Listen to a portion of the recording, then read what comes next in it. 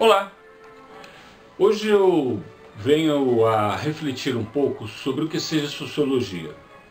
Antes de entrarmos propriamente no que é sociologia, vamos discriminar o que seja o pensamento científico, porque a sociologia é uma ciência social. Vamos discriminar o que seja ciência. O pensamento científico ele se diferencia do pensamento mitológico, do pensamento religioso e de outras formas também válidas de pensamento por uma série de características. A principal característica é a utilização da experimentação e da observação. Quando você pratica a experimentação e a observação, você está praticando o pensamento científico. A partir do momento que você abandona esse tipo de coisa, o seu pensamento é outro.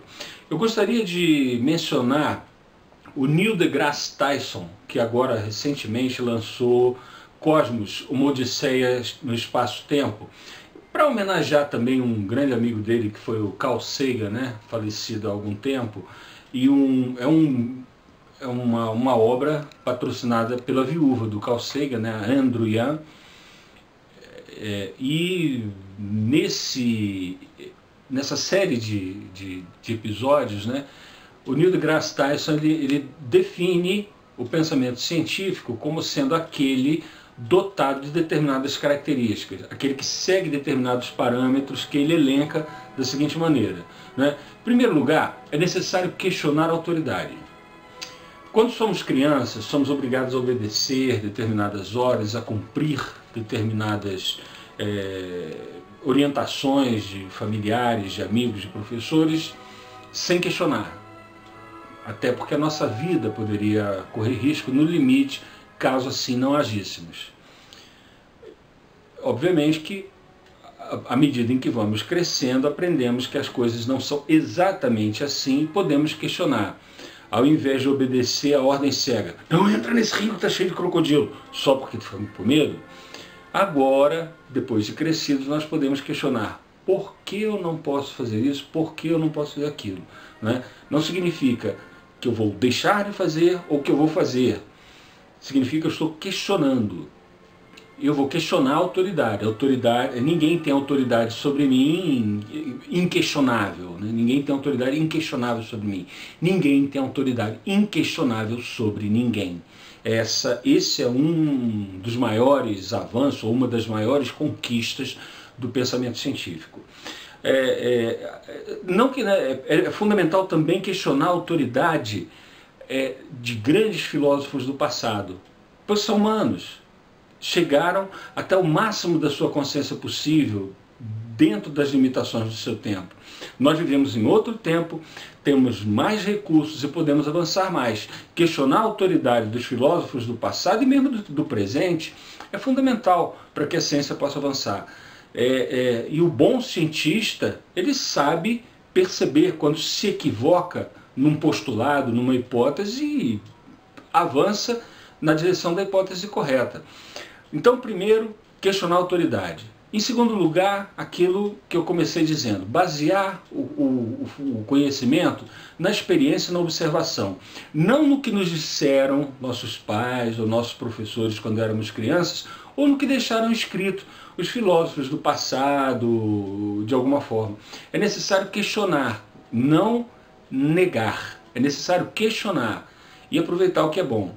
O São Paulo tem uma frase espetacular sobre isso. Assim que deixei de ser criança, abandonei as coisas de criança, né? E outra também de São Paulo, né? Busque entender tudo e retenha o que é bom, né? Eu não sei citar exatamente versículo, capítulo e tal, mas é por aí, né? Buscar aprender tudo e reter o que é bom, descartar aquilo que não é factível ou viável. A partir da experiência e da observação, bom, em primeiro lugar, é fundamental sabermos que nós temos nossas limitações. Os seres humanos, eles não são máquinas gravadoras de registrar com precisão. Não. A nossa visão é limitada, a nossa audição é limitada, a nossa memória pode nos aplicar truques, golpes, né? Muitas vezes nos lembramos de coisas não exatamente como foram, muitas vezes lembramos de coisas que não foram, muitas vezes sonhamos e parece que a realidade se confunde, muitas vezes parece que vemos uma coisa e vemos outra. Olha para as nuvens, você tende a reconhecer padrões onde eles não existem. Então a nossa percepção com os 5 sentidos físicos ela é limitada. É necessário aplicar algumas correções. Essas correções feitas, a ciência pode avançar, né? Com experiência e observação, dentro do reconhecimento das nossas limitações humanas e fazendo as correções de que já somos capazes para que nos aproximemos mais daquilo que nós chamamos de realidade, de mundo concreto, de coisas que existem independente do nosso desejo que existam ou não. Né? Não vamos esbarrar nem perto do solipsismo, ou seja, o mundo existe quando eu abro os olhos e quando eu fecho os olhos não existe mais. E tem gente que pensa assim, né? Chamam-se de solipsistas. Né? Aqueles caras que falam assim, como é que é? Uma árvore cai numa floresta deserta, há ruído ou não? Ué, a árvore cai numa floresta deserta. Então, uma árvore de grande porte que produza ondas sonoras, produz ondas sonoras.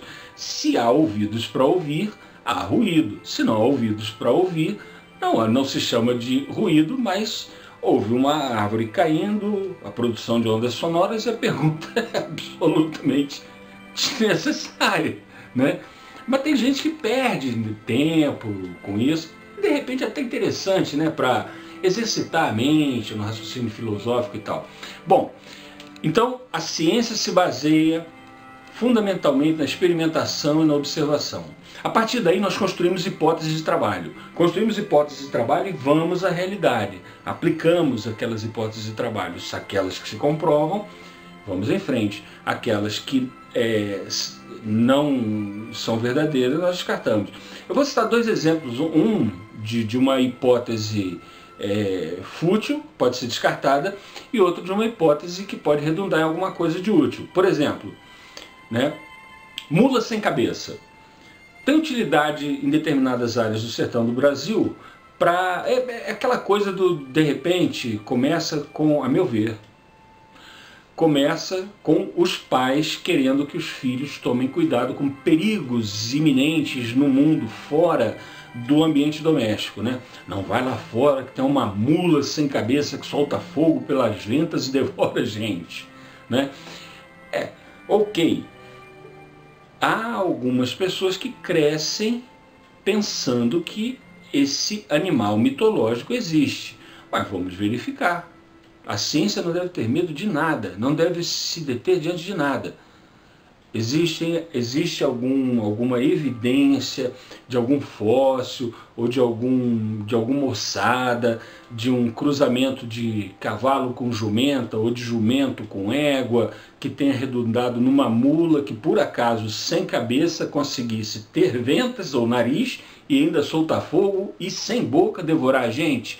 Se existe, se há provas, ok. Se não há provas, bom, provavelmente trata-se de uma crença infantil que pode ser descartada. Em princípio, a ciência já descartou esse tipo de coisa. É uma bobagem, aparentemente é uma bobagem mesmo. Está descartada. Agora, uma outra hipótese de trabalho que pode ir adiante, essa hipótese, vamos ver se existe mula sem cabeça. Se existe, a gente avança e vê o que a gente pode fazer com ela. Um churrasco, talvez. Mas enfim, outra hipótese de trabalho. Eu postulo para você, olha, eu vou lá fora, vou pegar uma barra de ferro, mais ou menos desse tamanho, vou jogar para o alto e ela vai cair ao chão. Você pode acreditar ou não. E nós pegamos a barra de ferro, vamos lá fora, eu jogo para cima e ela cai. Se isso acontece, a minha hipótese está provada. Se a minha hipótese está provada, eu posso até aprimorar a coisa, melhorar a pontaria, criar uma lança, criar uma flecha. Em outras palavras, você postula, cria uma hipótese de trabalho e constrói em cima dela se ela se comprovar na prática. Nas ciências naturais é mais fácil. Nas ciências sociais, veremos um pouco adiante, é um pouco mais difícil. E, finalmente, devemos questionar tudo, viu? Devemos questionar sempre. de tudo duvidar, né? Como dizia o René Descartes, né? Duvido de tudo. Não dá para duvidar que eu penso, portanto existem pensamentos, né? Segundo a Hannah Arendt, até o René Descartes, quando disse penso, logo existe, ele estava indo um pouco além. No máximo ele poderia dizer penso, portanto existem pensamentos. Nem o eu pensado pode ser afirmado a partir daí, mas essa é uma etapa um pouco mais avançada. Vamos ficar por aqui.